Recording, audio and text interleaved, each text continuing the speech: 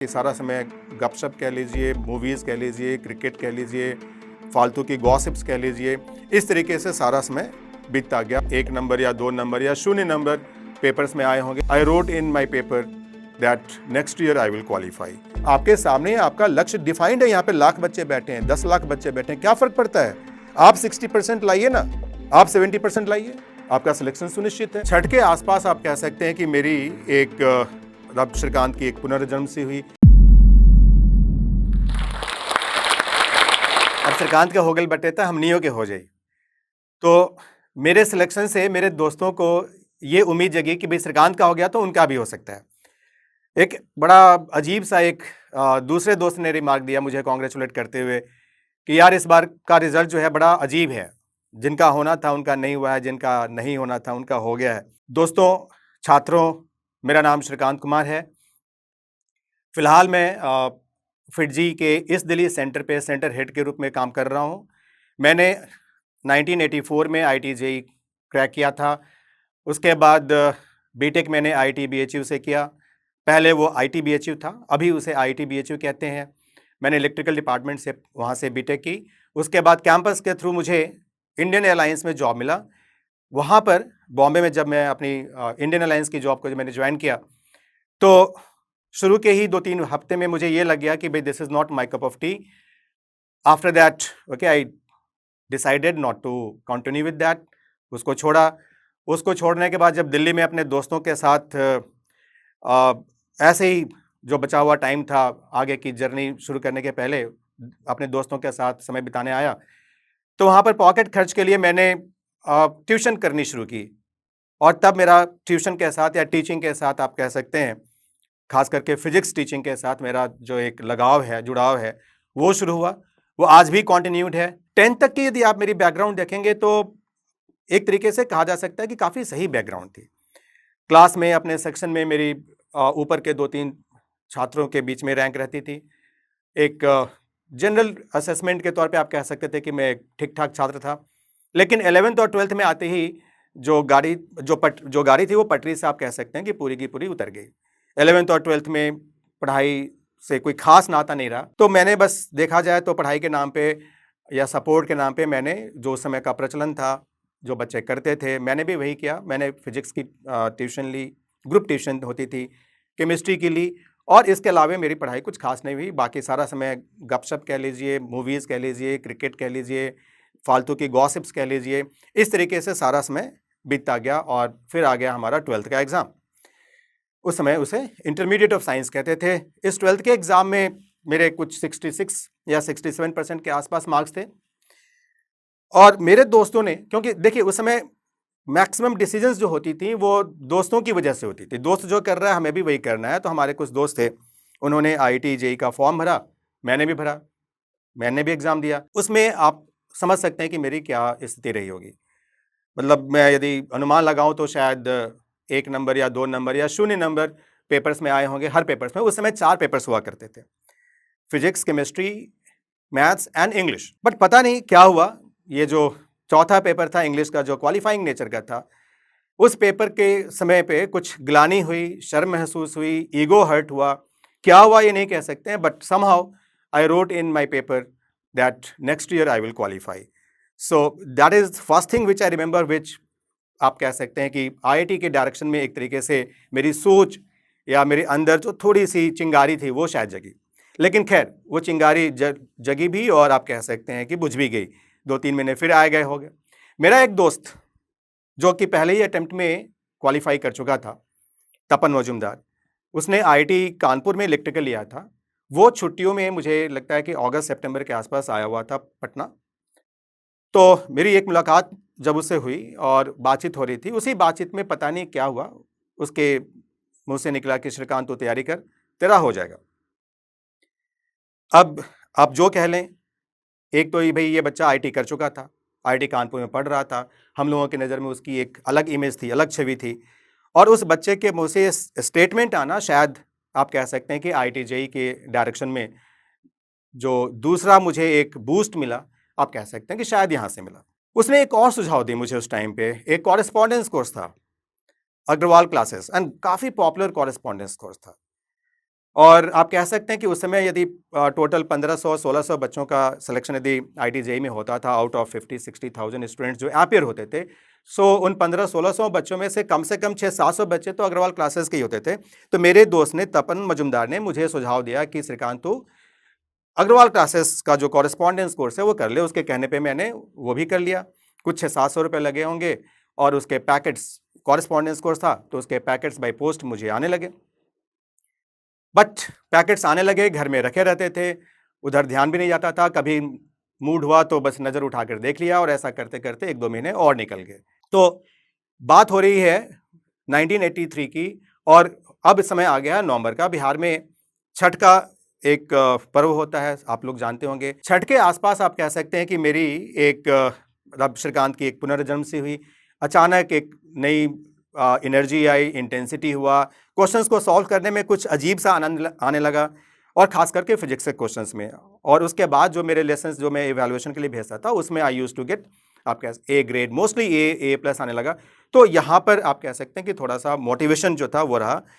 और फिर नवंबर के एंड से लेकर जनवरी, फरवरी, मार्च, अप्रैल, ये जो 5 महीने की मेरी पढ़ाई थी, इसी 5 महीने की पढ़ाई की बदौलत फाइनली मेरा आईटी जेईई में सिलेक्शन हुआ। अब जब हम दोबारा इस जर्नी को एनालाइज करेंगे तो उसमें हम देखेंगे कि इन 5 महीनों में या उसके पहले के समय में ऐसी क्या खास बातें थीं जो कि उस समय भी काफ़ी काम की थीं और आज भी वो बच्चों को वो सारी चीज़ें याद रखनी चाहिए। यहाँ पर जो 2 बड़ी बातें हैं, एक बड़ी बात ये है कि अक्टूबर के टाइम पे जब मैंने अग्रवाल का एक टेस्ट दिया था, वो एक ऑल इंडिया लेवल पे एक टेस्ट कंडक्ट करते थे, जो भी उनके स्टूडेंट्स होते थे। उस टेस्ट में मुझे याद है कि मुझे फिजिक्स में, केमिस्ट्री में, मैथ्स में किसी में भी मेरे 4 से ज़्यादा नंबर नहीं थे। मतलब किसी में 1 नंबर है, किसी में 2 नंबर है, किसी में 3 नंबर, कुछ ऐसे ही थे आउट ऑफ 50। और दूसरी बार जब मैंने टेस्ट दिया, that was I think March के महीने में वो रहा होगा, यानी कि 4 महीने के बाद, कुल 4 महीने के बाद उस मार्च के महीने में जो टेस्ट हुआ उसमें उसमें मेरा मार्क्स 35 आउट ऑफ 50 और 30 आउट ऑफ 50, यानी कि ये जो ट्रांजिशन था from 2 out of 50 to 35 out of 50, ये कुल आप कह सकते हैं कि 3 से 4 महीने के दरमियान हुआ। अब यदि हम इस पूरे प्रोसेस की स्ट्रैटेजी को समझें, क्योंकि उस समय मुझे स्ट्रैटेजी नहीं मालूम थी कि भाई क्या होता है स्ट्रैटेजी, कैसे पढ़ाई करते हैं। ना कोई सीनियर था, ना कोई टीचर था जो कि मेरे कांटेक्ट में ना था, ना कोई परिवार के सदस्य थे जिनका कि ऐसा बैकग्राउंड था। जो हुआ आप कह सकते हैं कि ईश्वर की कृपा से हुआ, चांस फैक्टर से हुआ, या मैं फॉर्चुनेट था, ऐसा हो गया। तो वो क्या खास बातें हैं जो कि आज के छात्रों को खास करके विशेष में ध्यान रखना चाहिए? तो पहली खास बात ये, सच्चाई यही है कि जब कोई भी आपको बताने वाला नहीं है, कोई भी डाउट क्लियर करने वाला नहीं है, तो वैसे केस में ये मेरे लिए वरदान साबित हुआ। यानी कि जो करना है वो मुझे ही करना है, मेरे लिए कोई हेल्प नहीं है। तो ये एक बहुत बड़ी बात थी। दूसरी चीज जो काम की वो ये काम की कि जो अग्रवाल के जो टेस्ट होते थे, उस टेस्ट से मुझे रियलिटी का एहसास हुआ कि मैं हूं कहां पर और मुझे और कितना आगे जाना पड़ सकता है। तीसरी बात कि उसके जो मार्क्स आए तो उससे जो कॉन्फिडेंस आता था, उसके जो ग्रेड्स आते थे उससे जो कॉन्फिडेंस आता था, वो भी एक बहुत बड़ी बात थी। तो एनीवेज इन पॉइंट्स में मैं दोबारा आऊंगा, उसके पहले मैं आपको अपनी थोड़ी सी टीचिंग जर्नी पे लेकर चलता हूं। जब मैंने बीटेक करने के बाद इंडियन अलायंस की जॉब ज्वाइन की और फिर उसको 15-20 दिनों के अंदर ही छोड़ दिया। उसके बाद जब दिल्ली अपने दोस्तों के साथ था तो वहाँ पर पॉकेट खर्च के लिए मैंने ट्यूशन करनी शुरू की और उस ट्यूशन के दरमियान मेरा फिजिक्स के साथ आप कह सकते हैं कि लगाव शुरू हुआ, टीचिंग के साथ लगाव शुरू हुआ, मेंटरिंग के साथ लगाव शुरू हुआ।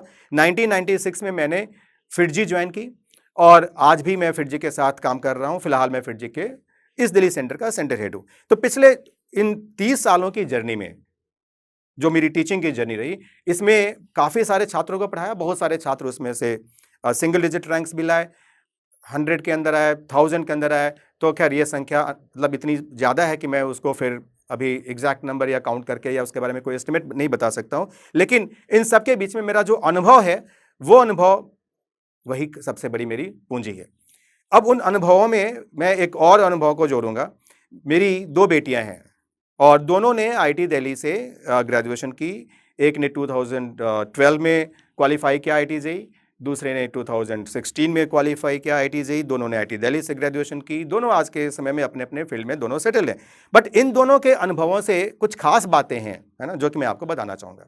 जो बड़ी बेटी थी वो आप कह सकते हैं टू सम एक्सटेंट, जो कहते हैं कि जो बच्चे गिफ्टेड होते हैं, जल्दी चीज़ समझ में आ जाती है, कुछ वैसा था। लेकिन जो छोटी बेटी थी वो हार्ड वर्किंग स्टूडेंट थी, नॉर्मल स्टूडेंट थी और कह सकते हैं कि yes certain level of intelligence भी था। लेकिन आईआईटी के एग्जाम के 6 महीने पहले उसकी तबीयत कुछ यूं खराब हुई कि फीवर है, हेडेक है और कॉन्टिन्यूस उसका साइनसाइटिस की प्रॉब्लम थी। तो समझ में नहीं आ रहा था कि इसका क्या उपाय किया जाए। तो पूरे 6 महीने उसने उसी तरीके से पढ़ाई की। इसी बीच में मेंस जब हुआ तो उस मेंस में उसके मार्क्स कुछ बहुत अच्छे नहीं थे और उसके मार्क्स को देखकर या समझकर लगा कि भाई आईआईटी जेईई की उम्मीद तो अब खत्म हो चुकी है। अब आप समझिए कि यहाँ पर मेरे पास या उसके पास कुल 20 या 25 दिन का ही समय था जिसमें जो भी हो सकता था कर सकते थे। तो सवाल यह है कि क्या 20 से 25 दिन में चमत्कार हो सकता है?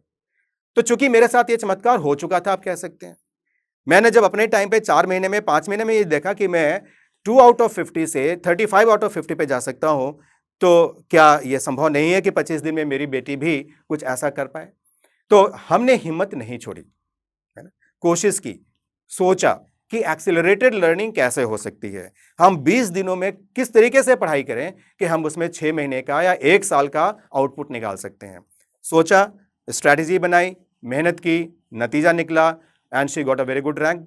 That was I think I mean by any standard, I will say कि that was a good rank, 3266.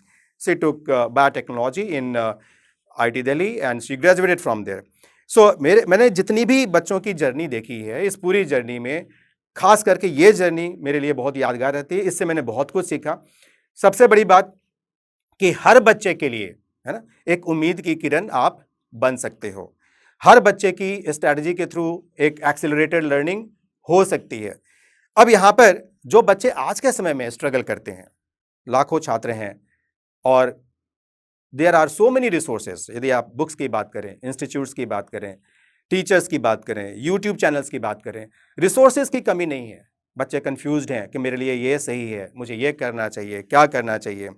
तो इन सारी चीज़ों का यदि मैं एक अपनी जर्नी से लिंक करता हुआ एक समाधान निकालूं जो शायद मेरे लिए भी काम किया और आज के छात्रों के लिए भी काम कर सकता है, तो सबसे पहली चीज, बहुत इंपॉर्टेंट चीज है, वो ये है कि क्या आप अपने में ये काबिलियत डेवलप कर सकते हैं कि कोई भी एक कॉन्सेप्ट, कोई भी एक चैप्टर आप लीजिए और उसको सफिशिएंट टाइम दीजिए, 4 दिन दीजिए, 5 दिन दीजिए, 6 दिन दीजिए और सेल्फ स्टडी के थ्रू, बगैर किसी खास गाइडेंस के, क्या आप अपने आप को उस लेवल पे ले जा सकते हैं कि जहां पर जेईई एडवांस के लेवल के क्वेश्चंस को आप काफी हद तक सॉल्व कर पाए? यदि ऐसे मान लीजिए कि पिछले सालों के 50 क्वेश्चंस आपको दिए जाए, उस 50 में से क्या 50% खुद सॉल्व कर सकते हैं? मैं बात एक चैप्टर की कर रहा हूं, किसी भी एक सब्जेक्ट में एक चैप्टर की बात कर रहा हूं। और यदि आपने ये काम कर लिया तो विश्वास मानिए कि आप ये जो 10 लाख बच्चे छात्र जो तैयारी कर रहे होते हैं, उस 10 लाख में से निश्चित तौर पे आप ऊपर के 20-25 हजार छात्रों में तो आप आ चुके हैं। मेरे साथ साथ यही चीज थी जिसने सबसे ज्यादा काम किया। चूंकि कोई बताने वाला नहीं है, कोई समझाने वाला नहीं है, कोई गाइड करने वाला नहीं है, right? And somehow it happened कि मेरा अपना इंटरेस्ट था और समहाउ मुझे पूछने में मजा भी नहीं आता था। ये भी एक बात है। जो भी दोस्त थे, मेरा बहुत ज्यादा इंटरेस्ट नहीं रहता था। ये रहता था कि खुद पढ़ूंगा, खुद समझूंगा और खुद करने की कोशिश करूंगा। और उसी चीज ने मुझे हेल्प की। उस समय मुझे नहीं मालूम था कि ये चीज इतनी ज्यादा इंपॉर्टेंट होती है। आज मैं दावे के साथ कह सकता हूं कि यही चीज सबसे ज्यादा इंपॉर्टेंट है कि क्या आप में ये एबिलिटी है। अब जब आप में ये एबिलिटी है कि आप खुद पढ़ के, चाहे जो समय लगे, आप अपने आप को किसी एक भी चैप्टर में उस लेवल पे ला सकते हैं, तो उसके बाद बात आती है एक्सीलरेटेड लर्निंग की। और यहाँ पर ये जो भी इंस्टीट्यूट्स हैं, जहाँ पे भी आप पढ़ रहे हैं, जो भी आपके साथ टीचर्स हैं, वो आपको उसमें हेल्प कर सकते हैं। यहाँ पर मेंटरशिप की भी बहुत ज़्यादा रोल होती है, मैं कह सकता हूँ। यदि आपके पास कोई वैसा टीचर है, कोई वैसा व्यक्ति है, वो आपके फादर भी हो सकते हैं, आपके एल्डर ब्रदर सिस्टर्स भी हो सकते हैं, फ्रेंड्स सीनियर भी हो सकते हैं, जो कि आपकी स्ट्रेंथ और वीकनेसेस को समझते हुए आपको जो भी सुझाव दें और उनके सुझावों को आप आंख मूंद कर 100% डेडिकेशन के साथ आप फॉलो कर सकें। यदि आपके लाइफ में ऐसा कोई मेंटर आ जाता है, तो आप समझिए कि आप जो 15,000 बच्चों का जो ग्रुप था, उस 15,000 बच्चों के ग्रुप से फाइनली आप अपने आप को 4,000 या 3,000 बच्चों के ग्रुप में ला चुके हैं। एक्सीलरेटेड लर्निंग की बात है और सफलता आपके कदम चूमेगी कि ये जो 4 साल की आपकी कैंपस लाइफ होती है ना, आईआईटी के अंदर या इंस्टीट्यूट्स के अंदर, इस कैंपस लाइफ में भी सीखने को बहुत कुछ होता है। और ये कैंपस लाइफ आपको लाइफ लॉन्ग लेसन सिखाती है, आपको कैसे अपने पैरों पे खड़ा होना है, खुद कैसे फाइट करना है। भले ही हो सकता है कि आईआईटी क्वालिफाई करने के पहले आपको सपोर्ट मिला, बट वहाँ अंदर जाने के बाद आप देखेंगे कि भाई ऐसी कोई आपको बहुत ज़्यादा सपोर्ट नहीं मिलने वाली है, जो भी चीज़ आपको खुद करना है। तो लेकिन सबसे जो कॉन्फिडेंस का जो सबसे बड़ा सोर्स है, वो सोर्स यही है कि आपने जब इस लक्ष्य की प्राप्ति की, यानी कि आपने आईआईटी जेईई एग्जाम को जब क्रैक किया, इससे जो कॉन्फिडेंस आता है वो कॉन्फिडेंस आपके साथ जीवन पर्यंत रहता है। ये जो कंपटीशन है, ये कंपटीशन दुनिया के साथ बाद में है, पहले ये कंपटीशन खुद के साथ है। अब आप कहेंगे कि खुद के साथ कंपटीशन कैसे? भाई आप पहले चलना सीखते हैं, फिर दौड़ना सीखते हैं। वही बात यहाँ पे भी है।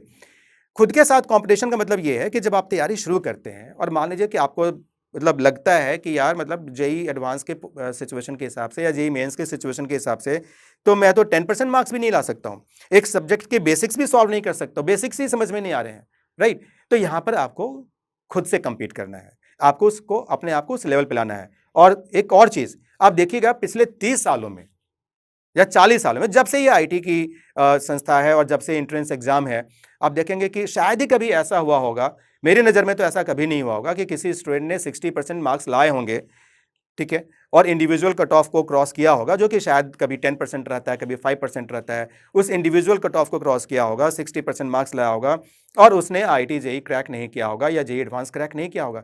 दैट मीन्स कि आपके सामने आपका लक्ष्य डिफाइंड है। यहाँ पे लाख बच्चे बैठे हैं, 10 लाख बच्चे बैठे हैं, क्या फर्क पड़ता है? आप 60% लाइए ना, आप 70% लाइए, आपका सिलेक्शन सुनिश्चित है, आपकी रैंक सुनिश्चित है। इन्हीं शब्दों के साथ और जोश टॉक्स जेईई टीम को खास धन्यवाद देते हुए मैं अपनी बात यहाँ पे खत्म करता हूँ। धन्यवाद। हेलो एस्पिरेंट्स, हम में से बहुतों का सपना है जेईई एग्जाम क्लियर करके देश के टॉप मोस्ट आईआईटीज और इंजीनियरिंग कॉलेजेस में एडमिशन लेना और इंजीनियर बनना। लेकिन ये जर्नी बहुत मुश्किल है और हो सकता है कि हमारे मन में ये 2 क्वेश्चंस हैं। तो पहला सवाल कि हम कोचिंग कहाँ से लें, और दूसरा सवाल ये कि अगर हम किसी कोचिंग में एडमिशन लें तो हमारी फीस पर हमारी कुछ बचत हो पाए। और इसलिए बहुत जेईई एस्पिरेंट्स ने जोश से रिक्वेस्ट किया कि क्या जोश टॉक्स एस्पिरेंट्स को हेल्प कर सकता है उनकी इस जर्नी में। तो एक कोचिंग और मान गई है, मोशन क्लासेस। वैसे ये नाम तो आपने पहले सुना ही होगा, क्योंकि एनवी सर को किसी इंट्रोडक्शन की जरूरत है ही नहीं। तो मोशन क्लासेस अब हमें कांटेक्ट करेंगी और हमारे क्वेश्चंस को आंसर करने में हेल्प करेंगी। हम घर बैठे मोशन से अपने सारे डाउट्स पूछ सकते हैं और हाँ, हम यहाँ एडमिशन भी ले सकते हैं। और ये बहुत वैल्यूएबल हेल्प होगी उन सारे एस्पिरेंट्स के लिए जिन्हें काफी डाउट्स हैं कि कौन से कोर्सेज में एडमिशंस लेने में मेरी जेईई की जर्नी को आसान बनाया जा सके। तो अगर आप जेईई के लिए कोचिंग लेने में इंटरेस्टेड हैं, तो नीचे एक फॉर्म दिया गया है जहां हम अपने नाम और नंबर शेयर कर सकते हैं और जोश टॉक्स आपका कॉन्टैक्ट नंबर इंस्टीट्यूट के साथ शेयर करेगा। तो कोचिंग्स अब खुद आपको कांटेक्ट करेंगी और जोश टॉक्स ये भी कोशिश करेगा कि दूसरे इंस्टीट्यूट्स भी हमें रीच आउट करें और अपने कोर्सेज की सारी डिटेल्स और एडमिशन लेने पर कुछ डिस्काउंट हमें दे पाएं। तो अब जोश के स्टूडेंट्स घर बैठे फोन पर गाइडेंस और इंफॉर्मेशन ले सकते हैं और एडमिशन भी। Best of luck to all aspirants. जोश हमेशा हमारे साथ खड़ा है। जय हिंद।